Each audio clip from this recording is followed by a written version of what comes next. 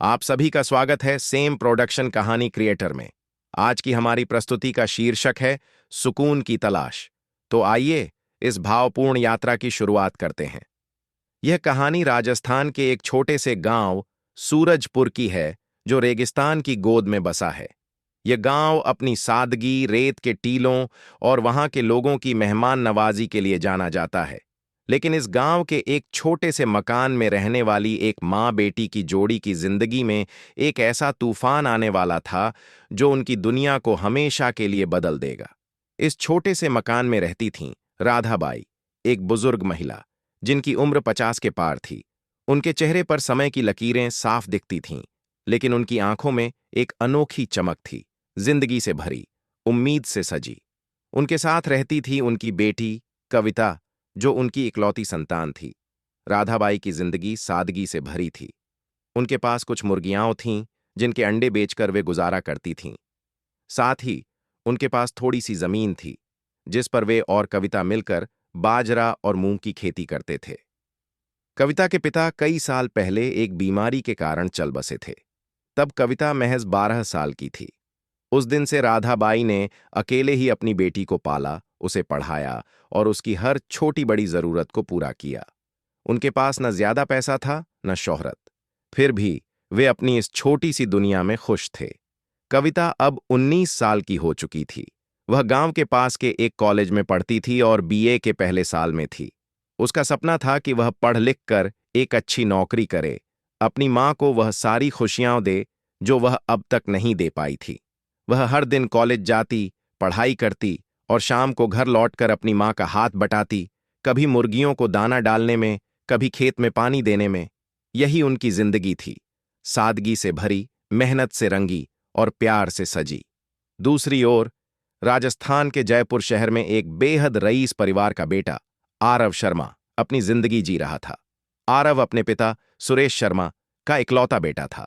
सुरेश शर्मा जयपुर के नामी बिजनेसमैन थे, जिनके पास कपड़ा उद्योग की 3 बड़ी फैक्ट्रियां थीं, जिनमें से एक का नाम था सूरज टेक्सटाइल्स। उनके पास एक आलीशान हवेली थी जिसमें संगमरमर के फर्श और झाड़ फानूस की सजावट थी। गाड़ियों का काफिला था जिसमें आरव की पसंदीदा थी उसकी काली रेंज रोवर। आरव की जिंदगी में हर वह चीज थी जो पैसों से खरीदी जा सकती थी। वह डिजाइनर कुर्ते और ब्रांडेड जूतों में नजर आता था। उसके पास लेटेस्ट स्मार्टफोन, महंगे गैजेट्स और दोस्तों की एक लंबी फहरिस्त थी। लेकिन एक चीज जो उसके पास नहीं थी, वह थी मन का सुकून। उसके पिता दिन रात अपने बिजनेस में व्यस्त रहते थे। उसकी मां अनिता अपने सोशल क्लब और चैरिटी इवेंट्स में मग्न रहती थीं। आरव अकेले अपने कमरे में बैठकर सोचता, क्या जिंदगी बस इतनी ही है? उसे दुनिया को महसूस करना पसंद था। उसे रेगिस्तान की सैर करना, खुली हवा में सांस लेना और अपनी आजादी को जीना अच्छा लगता था। इसलिए वह अक्सर अपने घर वालों को बिना बताए अपनी कार उठाता और निकल पड़ता, कभी रेगिस्तान की सैर करने, कभी जयपुर के आसपास के गांवों में भटकने, या बस यूं ही अपने मन को शांत करने। ऐसे ही एक दिन आरव ने फिर वहीं किया। उसने अपनी रेंज रोवर की चाबी उठाई, घर वालों को बिना कुछ बताए निकल पड़ा और सीधे सूरजपुर के पास वाले रेगिस्तानी रास्तों की ओर चल दिया। उस दिन मौसम थोड़ा ठंडा था, रेत के टीलों पर हल्की धूप पड़ रही थी और आरव अपनी कार में गाना बजाते हुए रास्तों पर बढ़ता चला गया। वह पूरे दिन रेगिस्तान में रहा, हवा को महसूस किया, रेत की लहरों को देखा और अपने मन को शांत करने की कोशिश की। लेकिन जैसे ही शाम ढलने लगी और वह वापस लौटने के लिए रास्ते पर चला, उसकी जिंदगी में एक ऐसा हादसा हुआ जिसने सब कुछ बदल दिया। गांव के पास पहुंचते ही उसकी कार अचानक बंद हो गई। पहले उसने सोचा कि शायद कोई छोटी मोटी दिक्कत है। उसने इंजन चेक किया, लेकिन कुछ समझ नहीं आया। ऊपर से हल्की हल्की धूल भरी आंधी शुरू हो गई थी जो तेज होती जा रही थी। आरव ने घबराते हुए अपना फोन निकाला कि शायद कोई मदद बुला ले, लेकिन जैसे ही स्क्रीन पर नजर पड़ी, उसका दिल धक से रह गया। नेटवर्क बिल्कुल जीरो। सोचिए, एक लड़का जो शहर की रईसी में पला बढ़ा था, अकेला एक अनजान गांव में, धूल भरी आंधी में, फोन बेकार, गाड़ी खराब और घर से करीब 100 किलोमीटर दूर। उसका दिल जोर जोर से धड़क रहा था, डर लग रहा था और समझ नहीं आ रहा था कि अब क्या करे। वह अपनी कार से उतरा, इधर उधर देखने लगा। आंधी में रेत उड़ रही थी और उसने गाड़ी को ठीक करने की कोशिश की, लेकिन कुछ हाथ नहीं लगा। थक हार कर वह गाड़ी में वापस बैठने ही वाला था कि तभी उसकी नजर दूर से आती एक लड़की पर पड़ी। वह लड़की सिर पर दुपट्टा ओढ़े धीरे धीरे उसकी ओर बढ़ रही थी। वह लड़की और कोई नहीं, कविता थी, जो कॉलेज से लौट रही थी और आंधी में अपने घर की ओर जा रही थी। आरव को जैसे अंधेरे में एक चिराग दिख गया। वह फौरन गाड़ी से बाहर निकला और उसकी ओर दौड़ा। उसने घबराते हुए कहा, प्लीज मेरी मदद करो, मेरी गाड़ी बंद हो गई है, मुझे कुछ समझ नहीं आ रहा, यहां नेटवर्क भी नहीं है, मैं यहां फंस गया हूं। मेरा घर यहां से थोड़ा आगे है, तुम गाड़ी में बैठो, मैं इसे धक्का मारकर वहां तक ले चलती हूं।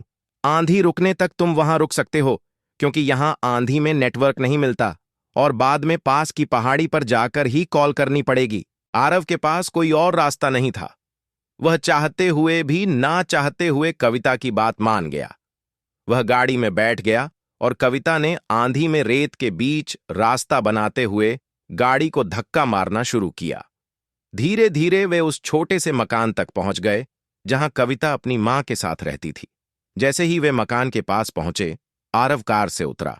आंधी अब तेज हो चुकी थी और वह रेत से सना हुआ था। उसने अपने डिजाइनर कुर्ते को झाड़ा और कविता के पीछे पीछे मकान की ओर बढ़ा।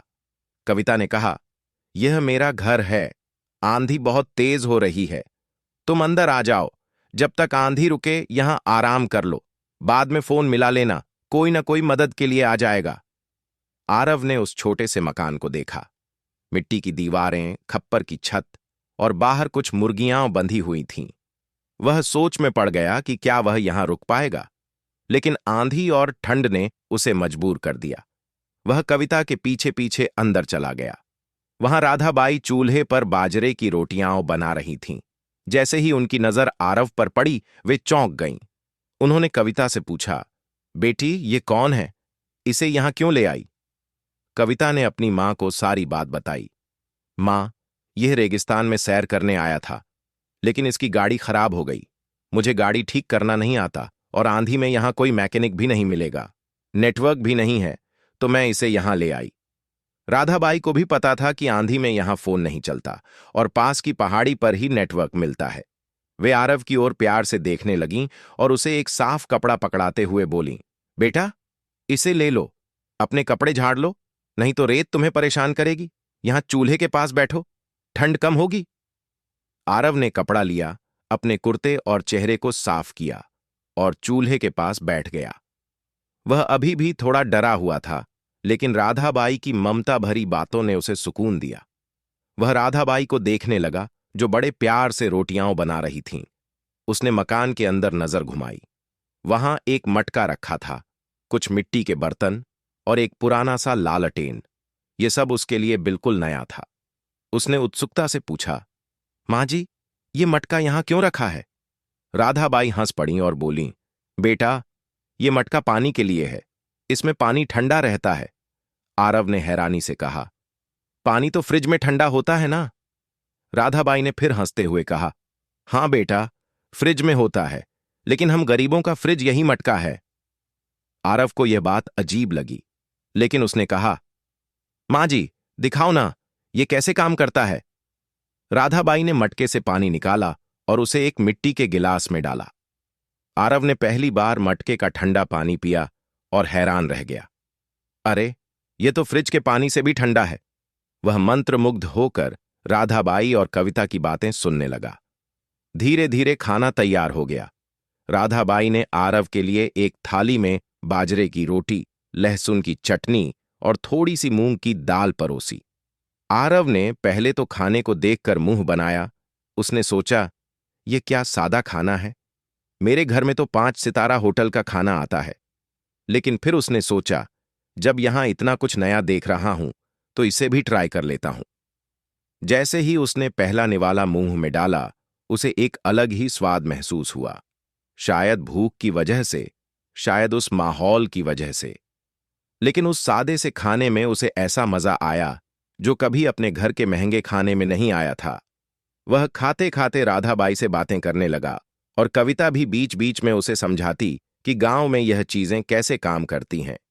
तीनों बैठे बातें कर रहे थे, हंस रहे थे, और बाहर आंधी थमने का नाम नहीं ले रही थी। रात के 9 बज गए और राधाबाई ने कहा, बेटा, अब रात हो गई है, आंधी अभी नहीं रुकेगी, तुम यहीं रुक जाओ, सुबह तक शायद मौसम साफ हो जाए, फिर फोन कर लेना।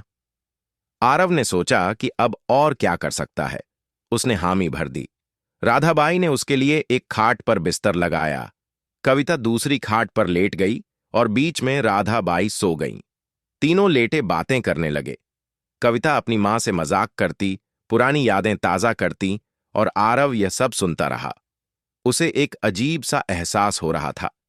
उसके घर में ऐसा प्यार, ऐसी बातें कभी नहीं होती थीं। उसके पिता के पास समय नहीं था, मां अपनी दुनिया में मस्त थी और वह अकेला अपने कमरे में बंद रहता था।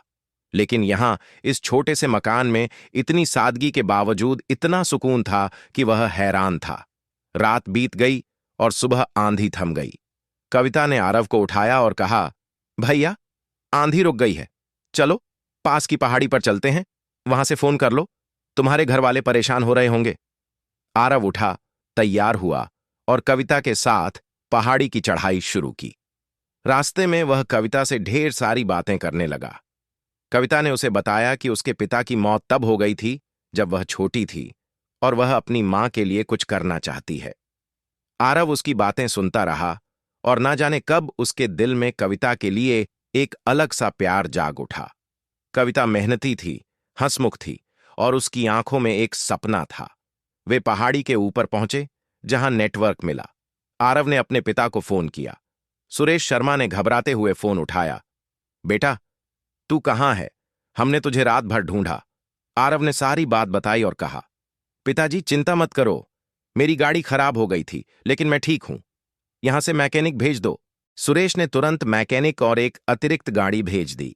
आरव कविता के साथ वापस मकान लौटा। वहां वह कविता और राधाबाई का काम में हाथ बटाने लगा। कभी मुर्गियों को दाना डाला, कभी राधाबाई के साथ चूल्हा जलाया। यह सब उसके लिए नया था, लेकिन उसे मजा आ रहा था। थोड़ी देर बाद उसके पिता के लोग आ गए और आरव को जाना पड़ा। वह गाड़ी में बैठा, कविता और राधाबाई को अलविदा कहा और जयपुर लौट आया। लेकिन कहानी यहां खत्म नहीं होती। घर पहुंचते ही आरव के दिमाग में कविता का चेहरा बार बार आने लगा। उसकी सादगी, उसकी मेहनत, उसकी मां से मोहब्बत, सब कुछ उसे याद आ रहा था। रात को बिस्तर पर लेटा वह सोचता रहा कि उसने ऐसा सुकून पहले कभी क्यों नहीं महसूस किया। 2-3 दिन तक वह इसी उधेड़ बुन में रहा और फिर एक दिन उससे रहा नहीं गया। उसने अपनी कार उठाई और फिर से सूरजपुर पहुंच गया। जैसे ही उसकी गाड़ी मकान के पास रुकी, राधाबाई ने उसे देखा और चौंक गईं। आरव उतरा और दौड़कर उनकी गोद में जा गिरा। मां जी, मैं फिर आ गया, आज भी आपके पास रुकना चाहता हूं। राधाबाई हैरान थीं, लेकिन आरव ने कहा, मुझे यहां सुकून मिलता है, आपके साथ रहकर मुझे अच्छा लगता है। राधाबाई ने उसे अंदर बुलाया। शाम को कविता कॉलेज से लौटी और आरव को देखकर वह भी चौंकी। राधाबाई ने उसे बताया कि आरव को यहां अच्छा लगता है। आरव उस दिन फिर उनके साथ रहा। वह कविता को गौर से देखता रहा और उसे अब गहरा प्यार हो गया। कविता ने भी उसकी नजरें नोटिस कीं, लेकिन सोचा कि शायद यह बस शहर के लड़के का नखरा है। अगले दिन आरव वापस लौट गया। घर वालों ने पूछा कि वह कहां था, तो उसने कहा, वही गांव में, जहां मुझे सुकून मिलता है। 4-5 दिन बाद आरव ने अपने पिता से सारी बात कह डाली। पिताजी, मैं कविता से प्यार करता हूं, उसी से शादी करूंगा, वहां का सुकून मैं जिंदगी भर जीना चाहता हूं। सुरेश शर्मा गुस्से में आग बबूला हो गए, लेकिन आरव ने जिद पकड़ ली। उसकी मां भी हैरान थी, लेकिन आखिरकार माता पिता मान गए। वे आरव को लेकर सूरजपुर पहुंचे। कविता और राधाबाई उन्हें देखकर हैरान थीं। आरव की मां ने राधाबाई से कहा, हमारा बेटा आपकी बेटी से प्यार करता है, क्या आप इस रिश्ते को मानेंगी? राधाबाई को यकीन नहीं हुआ, लेकिन आरव की आंखों में आंसू देखकर वे पिघल गईं। कविता ने पहले मना किया, लेकिन आरव के सवालों ने उसे हां कहने पर मजबूर कर दिया। फिर दोनों की शादी धूमधाम से हुई। शादी के बाद आरव ने कविता और राधाबाई को अपने साथ जयपुर ले गया। उसने अपने पिता से कहकर सूरजपुर में मकान की जगह एक सुंदर बंगला बनवाया। गांव में सड़कें बनवाईं और बिजली का इंतजाम किया। 1 महीने बाद वह अपनी सास को लेकर वहां लौटा। राधाबाई ने बंगला देखा तो हैरान रह गईं। आरव बोला, मां जी, यह मैंने बनवाया क्योंकि यहां मुझे सुकून मिला था। समय बीता। आज आरव, कविता और राधाबाई उस बंगले में खुशी से रहते हैं। अब उनके 2 बच्चे हैं और वे कभी गांव में, कभी शहर में समय बिताते हैं। यह कहानी हमें सिखाती है कि सुकून पैसे से नहीं, प्यार और सादगी से मिलता है। तो आज की कहानी यहीं समाप्त होती है। फिर मिलेंगे एक नई दिलचस्प कहानी के साथ। जरूर इंतजार कीजिएगा। अगर आपने अभी तक हमारे चैनल को सब्सक्राइब नहीं किया है तो तुरंत सब्सक्राइब करें और बेल आइकन दबाएं ताकि हमारी हर नई कहानी की सूचना सबसे पहले आप तक पहुंचे। यदि यह कहानी आपको पसंद आई हो तो इसे लाइक करें, शेयर करें और अपनी राय कमेंट के जरिए जरूर बताएं।